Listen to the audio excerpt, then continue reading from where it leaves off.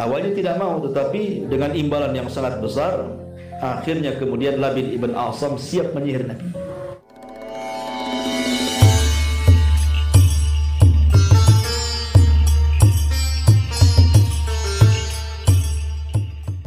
Sebab kenapa Allah Subhanahu wa ta'ala menurunkan surah An-Nas ini.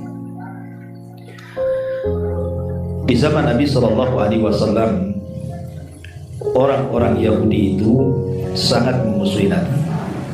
Itulah tantangan dakwah Nabi kan. Kalau di Mekah, tantangan dakwahnya orang-orang kafir Quraisy.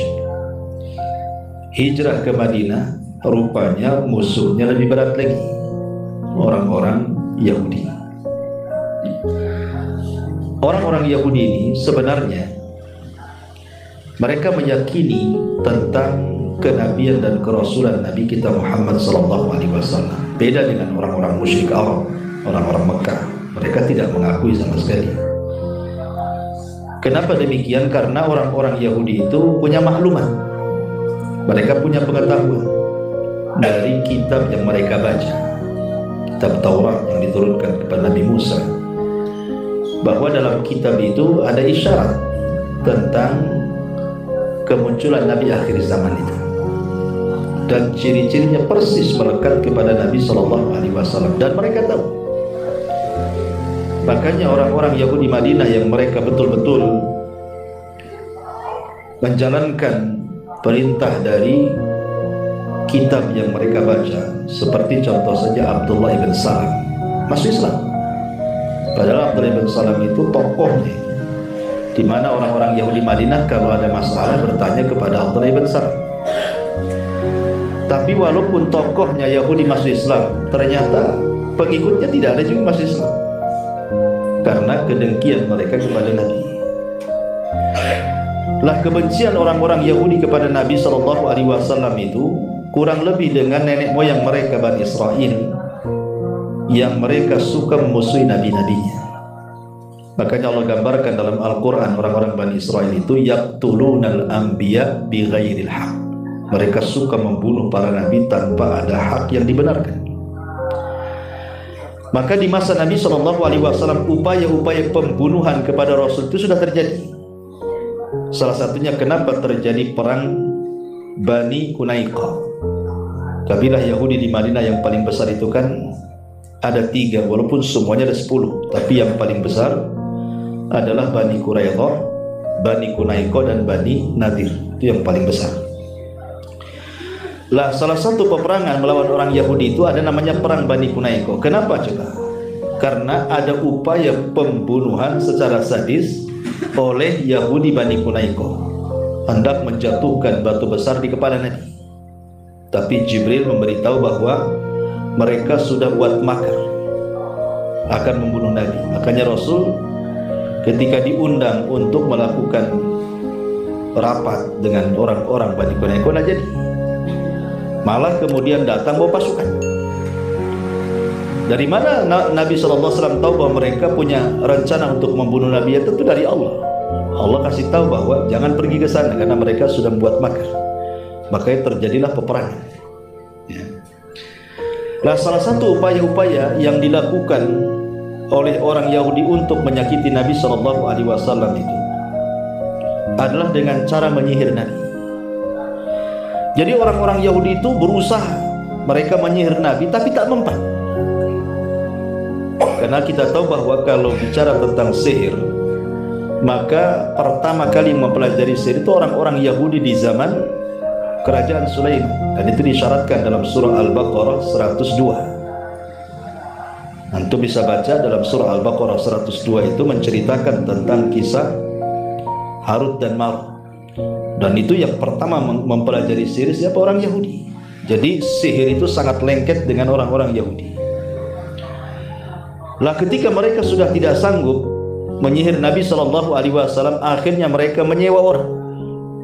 Terkenallah di zaman itu di kota Madinah dari Bani Shurek orang yang bernama Labid ibnu A'sam, tukang sihir kondang di zaman itu. Satu keluarga penyihir, Labid ibn A'sam itu. Akhirnya kemudian para pembesar Yahudi itu datang kepada Labid ibn A'sam dan mengatakan, ya Labid, bisa enggak kau menyihir Muhammad itu? Awalnya tidak mau, tetapi dengan imbalan yang sangat besar, akhirnya kemudian Labid ibn A'sam siap menyihir Nabi. Diutuslah saudari-saudarinya untuk mencuri buhul, karena sihir yang paling bahaya itu kalau sudah menggunakan buhul. Makanya Allah mengatakan dalam surah Al-Falaq, min syarri naffatsati fil 'uqad. Uqad itu artinya buhul. Apa yang dicuri dari buhul Nabi itu? Sisir. Jadi Labid menyuruh putri-putrinya atau saudari-saudarinya untuk mencuri sisir Nabi, dan berhasil. Jadi akhirnya kemudian tercurilah sisir itu. Kebetulan dalam sisir itu terlilit 11 rambut Nabi SAW. Lah dengan sisir dan rambut yang terlilit itulah dijadikan buhul oleh Labid ibn A'sam untuk menyihir Nabi. Setelah kemudian mendapatkan buhulnya, maka kemudian Labid ibn A'sam meletakkan buhul itu di satu sumur namanya Ranunah. Sumur itu namanya Ranunah, diletakkan di sumur itu. Kemudian mulailah Labid ibn A'sam dan keluarganya mempraktikkan sihir untuk menyihir Nabi. Subhanallah, berhasil. Nabi SAW terkena sihir. Sampai dijelaskan ulama sejarah itu 6 bulan Nabi SAW terkena sihir. Tapi tentu maksudnya terkena sihir Nabi tidak mempengaruhi wahyu, tidak, hanya melemahkan fisik Nabi, melemahkan saja. Nabi itu kan diberikan kekuatan 40 orang laki-laki. Jadi ketika terkena sihir Labid bin A'sam itu lemah badannya. Bahkan terkadang Nabi SAW lupa, umpamanya tahu-tahu mandi junub pagi-paginya, padahal dia tidak junub, gitu ya. Jadi selama 6 bulan tuh. Sehingga kemudian Aisyah radhiyallahu anha ummul mukminin ini merasa aneh dengan Nabi SAW. Akhirnya Aisyah menyarankan agar Nabi SAW meminta fatwa kepada Allah Azza wa Jalla. Ada apa gerangan dengan dia, gitu. Maka Nabi SAW mulai dari ba'da Isya terus melaksanakan qiyamul lail sampai mendekati subuh. Ketika hampir mendekati subuh, Rasul sempat tertidur sejenak. Disitulah Allah Subhanahu wa Ta'ala kemudian memerintahkan Jibril dan juga malaikat lain untuk turun mengobati Nabi SAW. Maka turunlah malaikat Jibril, ada yang mengatakan Jibril dan Mikail, ada yang mengatakan yang lainnya. Akhirnya kemudian malaikat Jibril dan malaikat ini kemudian turun.